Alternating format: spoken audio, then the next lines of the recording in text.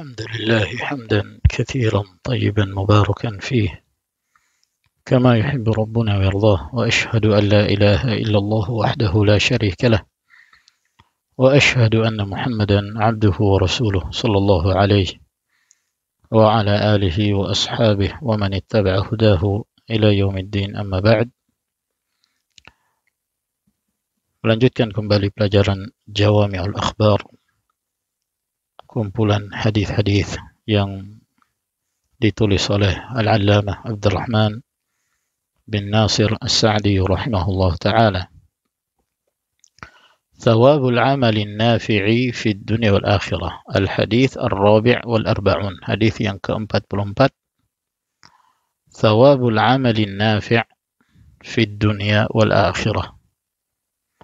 Pahala dari amalan yang bermanfaat di dunia, demikian pula di akhirat.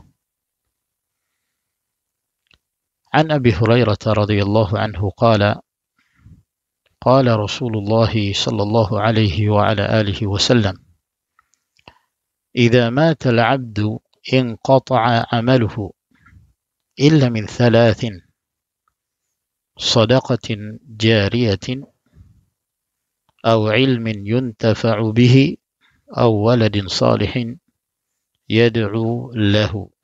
Rawahu Muslim.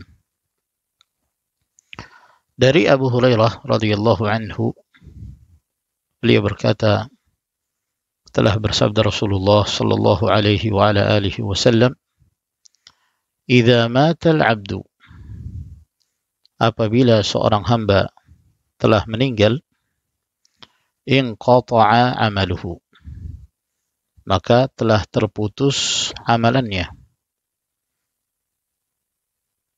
Sebab seseorang memungkinkan untuk beramal ketika dia masih hidup di dunia.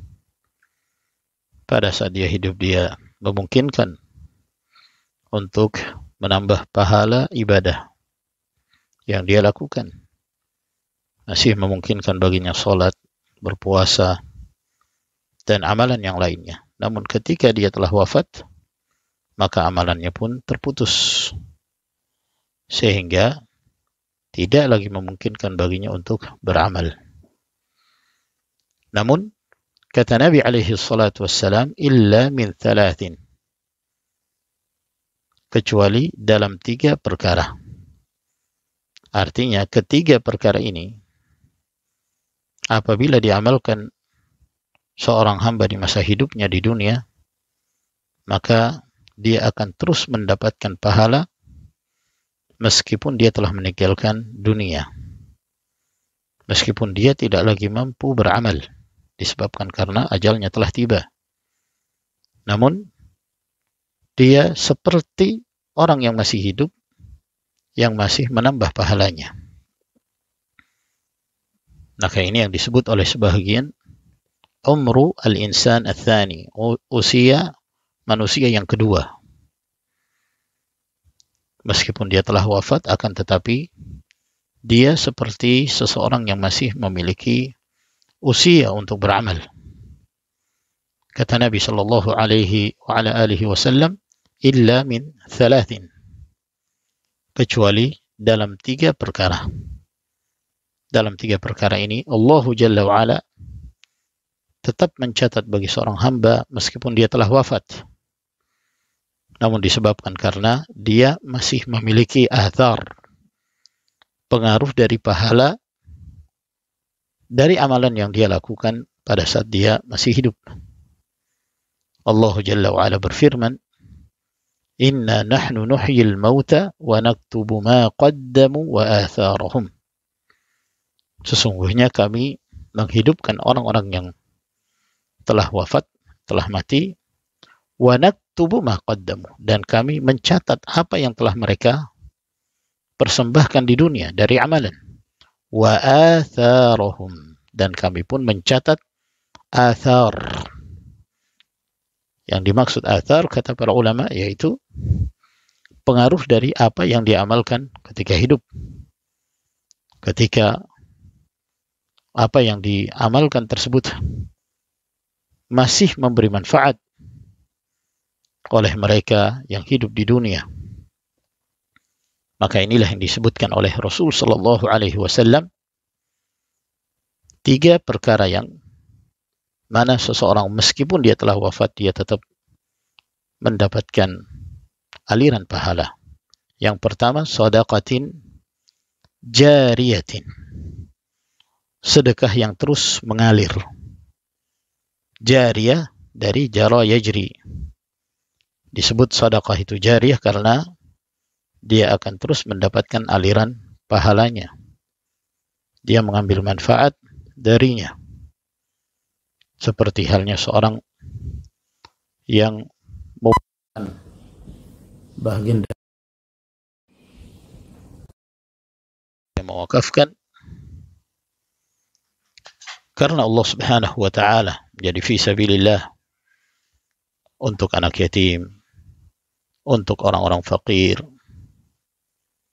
Demikian pula seorang yang membangun masjid untuk mereka yang mengerjakan salat, membangun madrasah sehingga dimanfaatkan oleh mereka yang menuntut ilmu, atau mewakafkan kebun yang hasilnya diberikan kepada para fuqara dan orang-orang yang membutuhkan, atau seorang yang membuat sumur yang airnya dimanfaatkan oleh manusia, atau dimanfaatkan oleh hewan, atau dimanfaatkan dalam mengairi sawah dan ladang mereka. Maka ini semua termasuk dalam jenis shadaqatun jariyah.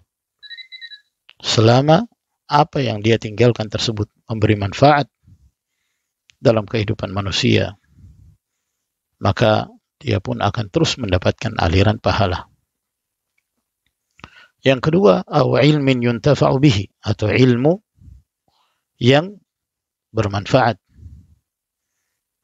Ketika dia hidup, dia senantiasa mengajarkan ilmu kepada manusia, ilmu yang memberi manfaat dalam kehidupan dunia dan akhiratnya. Maka di sini menerangkan tentang keutamaan mengajari kaum muslimin kitabullah dan sunnah Rasul sallallahu alaihi wa ala alihi wasallam. Kata Nabi alaihi salatu wassalam, khairukum man ta'allama al-Qur'ana wa 'allamahu. Orang yang terbaik di antara kalian adalah yang mempelajari Al-Quran dan mengajarkan Al-Quranul Karim. Dan ketika engkau mengajarkan ilmu yang dengannya sebagian dari manusia mendapatkan hidayah dan mereka mengamalkan ilmu tersebut,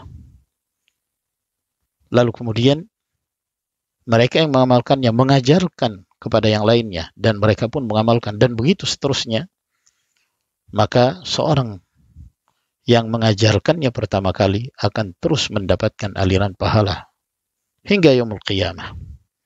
Kata Nabi sallallahu alaihi wa ala alihi wasallam, man da'a ila huda kana lahu min al-ajr mithlu ujuri man tabi'ah la yanqusu min ujurihim syai'. Barang siapa yang mengajak orang lain kepada hidayah, maka dia mendapatkan pahala seperti pahala orang yang mengikutinya, dan tidak mengurangi pahala orang yang mengikutinya sedikit pun. Dan itu seterusnya ila yaumil qiyamah. Selama ilmu yang kamu sampaikan dimanfaatkan oleh kaum muslimin, maka engkau meninggal dalam keadaan ilmu tersebut bermanfaat bagi manusia, engkau akan terus mendapatkan aliran pahala. Yang ketiga, awwaladin salihin yad'u lahu, atau anak yang saleh yang mendoakan kebaikan untuk orang tuanya. Maka ini juga merupakan keutamaan bagi seseorang pada saat dia meninggalkan seorang anak yang pada masa hidupnya dia mendidiknya, dia mengajarinya,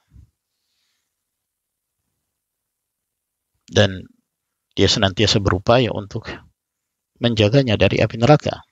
Ya ayyuhalladzina amanu qu anfusakum wa ahlikum nara. Wahai orang-orang yang beriman, jagalah diri kalian dan keluarga kalian dari api neraka, yaitu allimuhum wa'dibuhum. Ajarkan kepada mereka ilmu, ajarkan kepada mereka adab, agar kemudian anak tersebut tumbuh menjadi seorang anak yang saleh. Kesolehan seorang anak akan memberi manfaat untuk orang tuanya. Anak tersebut senantiasa beramal saleh, sehingga orang tuanya pun mendapatkan bagian kebaikan darinya. Ketika anak tersebut mendoakan kebaikan untuk orang tuanya, maka juga memberi pengaruh kepada orang tua tersebut. Maka ini keutamaan mendidik anak agar menjadi anak yang saleh. Berbeda halnya jika anak tersebut tidak saleh, maka dia tidak akan memberi manfaat untuk dirinya. Bagaimana dia akan memberi manfaat untuk orang tuanya? Bahkan dapat menjadi sebab hal tersebut menjadi hal yang merugikan orang tua jika anak tersebut bukan seorang anak yang saleh. Berapa banyak dari para orang tua mereka menghendaki anaknya sukses dalam kehidupan dunia, namun mereka tidak memperhatikan kesolehan anak, tidak memperhatikan anak tersebut menjadi seorang anak yang bertakwa kepada Allah Subhanahu wa Ta'ala. Hadis ini diriwayatkan oleh Imam Muslim. Semoga Allah Subhanahu wa Ta'ala menjadikan kita termasuk di antara hamba-hamba Allah yang merasakan bahagian dari pahala tersebut meskipun kita telah meninggalkan dunia. Maka seorang mukmin berupaya untuk selalu memberi manfaat dan memberi faedah kepada kaum muslimin, agar kemudian hal tersebut akan memberi pahala yang akan mengalir untuknya meskipun dia telah meninggalkan dunia ini. Wa sallallahu ala nabiyyina Muhammad wa ala alihi wa sahbihi wa sallama tasliman katsira walhamdulillahi rabbil alamin.